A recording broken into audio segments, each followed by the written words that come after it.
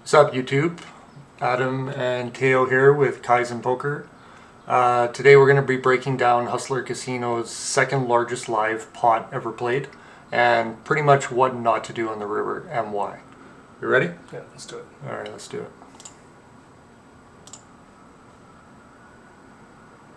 Okay, so we start this hand with Alan Keating, who is a famous poker influencer slash player slash I don't even know what. And his opponent is going to be Raul, some VC venture capitalist who's invested in several businesses. Go multi-way to the flop here. We'll open under the gun and got infinite callers as he will. The main, As you will in these live Hustler cash games. I think this might be his first mistake here. I don't think he should bet this hand into such a large field. We have an 8 high flush draw, multi-way. We're really suffering from reverse implied odds if we hit our hand. It's easy to say that when we can see that him and Keating both have flush draws, but if you just think about the range of hands that are going to be calling you when you're 5 ways on the flop, just starting to build the pot with an 8 high flush draw can lead us to be in some really, really terrible situations, especially when we're this deep. Like they're playing 1K, 2K, and we're about 1.2 million effective to start the hand, so we're definitely already setting ourselves up to be in a bit of a difficult situation. Yeah, that's an excellent point. When the SPR is as high as it is, SPR is stack to pot ratio, for those that are not familiar with that term, your betting strategy should not consist of betting a lot of mid-strength hands that will suffer if the pot gets too big, get against a range that will call you. When there's this many bets that have to go in to get all in, by the time you're all in, the other opponent's range will be too strong, and likely you'll always be beat. So betting this hand where on the surface it looks like it's like good, right? I hit a pair, I have a flush draw. It's not really good because, especially like Teo just said, in a multi-way field, the chance of you being dominated by a larger flush is actually quite high. And you filtering their range to stronger flushes is also kind of bad. In that sense, you won't retain your equity, as we say. But, Rahul, he sees that he has a pair and flush draw. Like most players, they just want to bet it. So he goes and bets. Keating has kind of an interesting decision here. He could raise, but I think his hand is generally, after Rahul's bet into so many people, is going to play really nicely as a call. It's just, he's going to realize a lot of equity. He's not setting himself up to get 3-bet, which would be really annoying. For and sure. His visibility is going to be very high on later streets. He's going to have an easy time knowing if he's ahead or if he's not. He's either going to have a nutted hand or he's going to have 10 high. Yeah, for sure. Yeah, I think call is definitely the best. And again, a lot of this comes down to the fact that if they were like at a lower stack to pot ratio, he might be able to play some raises then, like as a part of a mixed strategy, because getting all in is not so disastrous. There's potentially worse hands like the one Rahul has here that will stack off with you, and you're doing okay versus, right? Like here he has 61% pot share, but at this SPR, if you start piling in money, you're just going to be likely not.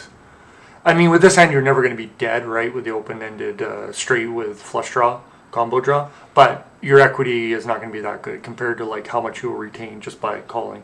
So that's like a really good point. So he does call, which is, I think quite good. We break off here with the ace of diamonds. Keating checks his full range, as he should. There's no reason why the ace should start to want Keating to lead into the pre-flop raiser as we the last aggressor on the flop, which is known as the donk bet. The ace is kind of, it changes the thing. It changes things a little bit, but it's not like a game changer turn or anything. So checking your full range is a very viable strategy, wouldn't you say? So he checks. Rahul here, he sees that he has a pair and flush draw, and I think here's like a good point to bring up that just because you have this hand, it doesn't mean you have to bet. There's absolutely nothing wrong with just like checking and having some strong hands in your range. Like if a flush comes off on the river, you're gonna have a flush. Two pairs come off, you're gonna have two pairs. Trips come off, you can have trips. If you're always kind of betting these pair plus flush draws, your checking back range is gonna be a little suspect, a little weak on like game changing rivers. Like if a straight comes in, a flush comes in, you won't have any of those, right? So it's kind of reasonable to be checking back some of these hands sometimes. Yeah, I actually think, even though I think the flop bet was a mistake, this hand definitely has, like, it can still go either way on this turn. Either as, like, a very large bet or just a check behind. It has, now that we're in this situation, some properties that could be nice as a bluff. Like, the 8 is a pretty good blocker towards, like, some slow played value hands in Keating's range. And also blocking, like, because the ace can bring in some two pairs for Keating, so blocking the ace 8 of spades is pretty nice as well. But on the other hand, if we were to get check raised with this hand, it's pretty difficult because it would be really unfortunate to have to fold out all this equity. So it's probably not super clear one way or the other. You can go either way, but it's definitely not just a clear turbo bet. Yeah, for sure. Another like excellent point is, again, we're so deep. So facing a polarized check raising range here really sucks when we don't have a very nutted hand, right? So yeah, it definitely leads to wanting us to not filter Keating's range too much by betting again. I don't think Rahul is really giving any of this kind of thoughts to it. He just kind of sees that he has a pair and a flush draw, and he's like, well, it can't be too bad to put more money in. But I hope this like explanation makes you think about things a little bit further as to why we shouldn't just automatically bet a hand like this. That being said, he does. So we move on. Looks like he bets quite large. Almost full pot, Yeah, almost but full pot. I think he could even bet larger. Like, he opened under the gun, he bet into 5 players, now he's betting again. He's very polarized here, and Keating, he could have some strong hands, but not very many, and I think we want to leverage that and build this pot up a little bit bigger. Not too large because we have a lot behind, and there's going to be many rivers that change the nuts. But I could see going 125, 150% pot being like a viable strategy here. As for Keating, I think he just has a clear call once again. He's going to have a very, like, he's never not going to be getting the right price to call here. As you can see, he has 40% equity. He's always going to have that. He only needs just under 30, like around 30% equity for the price he's getting, plus any implied odds he might have on the river. It's just a really straightforward call here. There's not raising. If he gets jammed on, it's so bad. It's such a disaster. So I think he really just wants to proceed with this as a call. Yeah, I would agree with everything you just said. So Keating kind of feigns weakness here. I think if we're talking about like live tells, he's like kind of trying to make it look like he has some type of weak decision, right? Kind of posturing, hoping Rahul picks up on the fact that he's like uncertain as to whether he should continue, which may or may not be going on as far as like live dynamics. Yeah, because Keating, I don't think is really actually in reality thinking about doing anything with calling here. Maybe he's posturing, thinking about a raise, but I think really like he's probably like never doing anything but putting in the call here. Yeah, I think so as well. So he does call, and the river comes. Obviously, spoiler alert, making Rahul 2 pair and Keating the absolute cocos. He checks over to Rahul, which is, I think, a good strategy. Could he develop some leads? I think it's possible. I mean, 5, 6, and 9, 10 both make it there. Are those hand combinations more likely in Keating's calling range than Rahul's betting range? It's hard to say. I would say Rahul probably has some 9, 10 that he's betting as well. So, he's going to have some nut straights himself. Whether he's betting like 5, 6 of spades for like that combo draw, yeah, it's possible. Would he be betting any other 5, 6? Probably not. But Keating is also not just going to call it 5, 6 gut shot unless it's 5, 6 of spades. So, I mean, is there like an asymmetry at the top of the nutted portion of the ranges? I would say not really. I would say both players have it. So Keating probably shouldn't do any leading here and just check his full range again to Rahul. Yeah, it's an interesting idea to have a lead here, but I really don't think it makes too much sense. You know, it's hard for us to have, like for 5-6, we can only really have 5-6 of spades exactly. Right. We can't call out of position twice with just a gut shot. Even though we're this deep, we're drawing to the second nuts only, which is going to be a big problem for us sometimes. Yeah, for sure, yeah. And for 10-9, I honestly don't think we can even really have 10-9 here without 10-9 of spades, because the top end straight is also the second nuts. So I don't know if we actually really have that larger concentration of straights in our range at all. So with that being said, yeah, I don't think we can really play any leads here. I think we just have to check. And he does.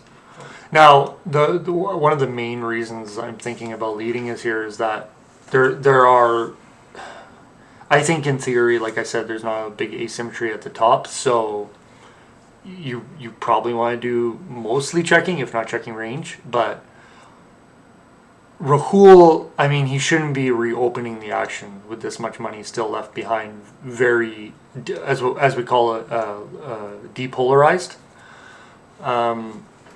Now, that's in theory, right? So if he's going to check back a lot, it's tough. When you make the nuts here, it just goes check, check, and you're not growing the pot anymore. So I don't know if that will affect any type of equilibrium type of solution where we will want to lead to put Rahul's sets and two pairs, you know, ace jacks into like an indifference point. Could be a thing. We're not really going to like go into like a solver right now. As far as exploit thinking, I think the check is always best to check range, because as you're about to see, Rahul makes a very big blunder by reopening the action. So we'll just like get to that point and we'll pause it from here. Yeah. So Keating's like staring him down here, which is, I don't know. I don't know what that's about. I guess it's just trying to look strong or uncertain, or he's just staring at him because, you know, that's what he does.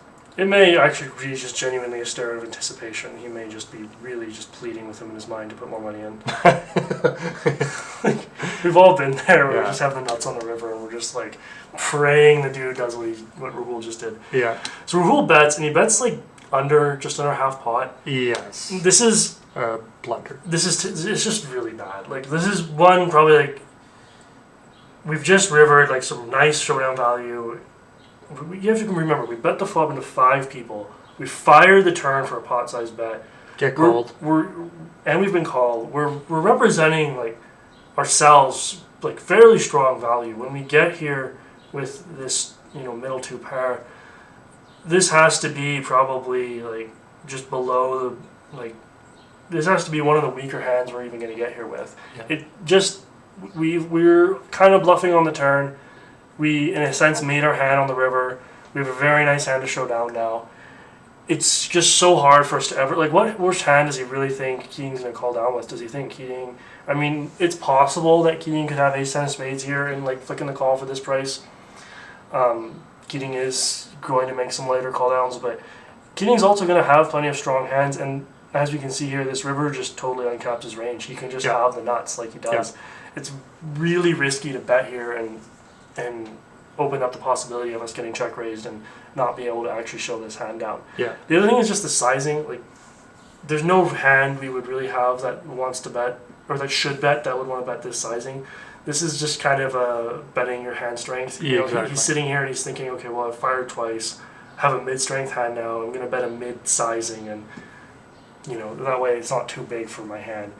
In the broader context of things, you know, what kind of sizing do you think would be good here? Like, I think about a pot-sized bet is about probably as large as you can go. Since the river did uncap Keating, you can't really overbet, I don't think. I think we're going to be just looking at about a pot-sized bet or check with most of our range. Yeah, something along that lines. Like, yeah, if the top of the ranges are kind of symmetrical, so there's not an asymmetry between the two ranges, we don't really have an incentive to go massive. We kind of want to like play around the slightly below the top end of the range, so like more of the mid to mid high parts of the range that arrive here. So yeah, something like pot kind of makes sense when you are going to bet. But a hand like this, with this much stack to pot ratio still remaining, when the out of position player can check raise all in with a polarized range, will make all your mid strength hands complete bluff catchers and indifference. I mean, theoretically indifferent to calling. Sure, if he's unbalanced one way or the another, you're going to have clear incentives, but you're not going to know which way he's really unbalanced. So just reopening this action with like a mid strength hand like this is very disastrous. If there was like half a pot size behind, then you probably could just go all in, right? And the required calling range of Keating for a half pot bet is much wider. You can still get called by worse. Even when you do run into the nuts, you're not losing a lot. Here, that's not the case. If you reopen, it should be reopened with a polarized range. And if you're betting a polarized range, you should be using a fairly large sizing. You want to A, have some fold equity. So by betting large, you can do that. And B, maximize the value of your value region when you do get called. So yeah, if he bets here, I think anything for around 75 to full pot is probably very similar in expected value. So yeah, I think that's pretty much all we can say about what sizings he should reopen. As for hands that he should reopen, I think the bottom of his hands that want to triple barrel like he did, Ace jack. maybe ace jack. Because the problem with ace jack is, yes, you beat all two pairs, but you do not remove any of the straights that have completed in Keating's range, right? So, I mean, even ace jack here just seems like, the fact that Keating can check raise for such a large size is kind of really disastrous. So I don't even know if we want to reopen ace jack, to be honest. I think we might want to reopen maybe only sets plus, to be honest. It could be once we bet multi-way and Yeah. get here in this situation. It could be just we can only really reopen with action with the set. Yeah. So going from there, we just pretty much talked about like how Linus is here. Linus is here to help give some expert analysis. So Keating is going to tank for a while and find the grip, which is pretty easy. We have the nuts. Yeah. We have to go all in. I think Keating really can only represent the nuts here. Like, maybe he could jam a slow play set of eights versus this kind of face-up river sizing, but if you're to face a larger bet, he can only really jam if he has a straight or a bluff. Yeah. So we kind of hear like Rahul talk about, I think when I watched this in the previous, he's talking about Queen 10. Yeah, that was it. Yeah, he's talking about like, the one kind of mishand that Keating might arrive here with, the double gutter, the Queen 10. Queen 10 is spades, but even maybe Queen 10 off that, or Queen 10 of not a combo draw that might have continued. Sure, that's one combo, or maybe all four combos if he made it here. This is also another perfect example why you don't reopen the action with a hand that doesn't block any of the straights that are now there. It's just so disastrous to face this check raise. And yeah, he tanks for a really long time. Yeah, he tanks. But to be frank, like, you're not really going to get here with any hand that has good removal to a straight. You're never going to have a hand like ace 10. Like, you can't really bet the turn with ace 10 unless it's ace 10 spades exactly. Yeah. You can't, but you definitely can't bet the river with ace 10. So he's never really going to have a hand that blocks straights in terms of as a good bluff catcher. So he should really just call based on his absolute hand strength, and he's just got to be the worst hand he ever bets the river with. And he shouldn't even bet the river to begin with in this hand. So, he can just fold, and if he's getting bluffed, I mean, you're going to get bluffed sometimes. That's how the game works, Mm-hmm. And Keating is a pretty aggressive player, but who knows if he actually, it's impossible for us to actually know if he would overbluff this situation. And without that kind of clairvoyance that we would need to make this call, we're just going to only call with, the absolute top of our range. And obviously the nuts ourselves if we were to ever get here with 10-9. Yeah, for sure. I mean, Yeah, like you said, you can't really have a 10 here, so. Like 8-9 of spades, 10-8 of spades, all these type of hands, they're not going to bet the river, they're just going to check. So, you can't have value removal in your betting range here. But it's just, if we're looking at like hands you need to defend, he has to call 800 to win 1.6. So, he's getting like kind of a decent price. He only needs to have 25% equity to break even. But, I mean, 8-7 just likely doesn't have even that. I mean, it gets really bad if Keating were ever to slow play a set this way. He might not. yeah. But if you were to ever slow play a set and then like realize that Rahul is kind of face up with his river sizing here and that he can jam a set for value, for sure. It could be a really big problem. Yeah. 8-7, it could just be, sub 10% even in that situation, maybe even less, sub 5% equity. It's really, really rough. And Rahul, I mean, he's kind of done this to himself. Yeah. I mean, but now he just needs to limit the damage and yeah, release his hand. He made several mistakes throughout this hand, but this would be the mistake biggest. to end all mistakes if he were to pay this off. Yeah. Yeah, he's thinking about, does Keating have queen 10, but it's just not enough. I mean, his hand is exactly 2 napkins here, Yep. with pictures drawn on them. So it's just not a thing to put yourself in this tough of a spot. They might be very expensive napkins, but they're still Yeah, they're expensive napkins, but napkins nonetheless. Yeah. So yeah, I mean, he tanks for a long time here, yada yada yada. I think eventually he just, I mean, as you can see, he has no idea what to do. So the longer he thinks, the more he's just going to act on impulse. And I think eventually he just, he's just like, okay, buddy, you got it. and then puts the money there, gets shown the nuts, and it's over. Yeah. Yeah, absolute disaster in a deep stack situation. And you can really see right from just the beginning, he started building the pot with a dominated draw, and it just got worse and worse. Yeah, the mistake just compounded on itself. Yep. Yeah, and that's also another common thing.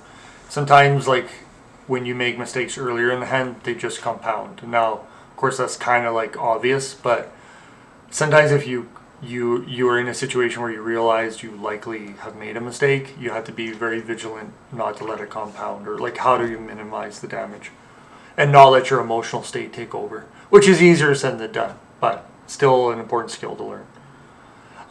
So I think that's it. That's about it. Yeah, there's not much else to say. Just be careful when you're reopening the action. Yes, the key takeaway is don't reopen the action too light, too depolar, as we say, and then face these like very tough decisions versus polarized check raises.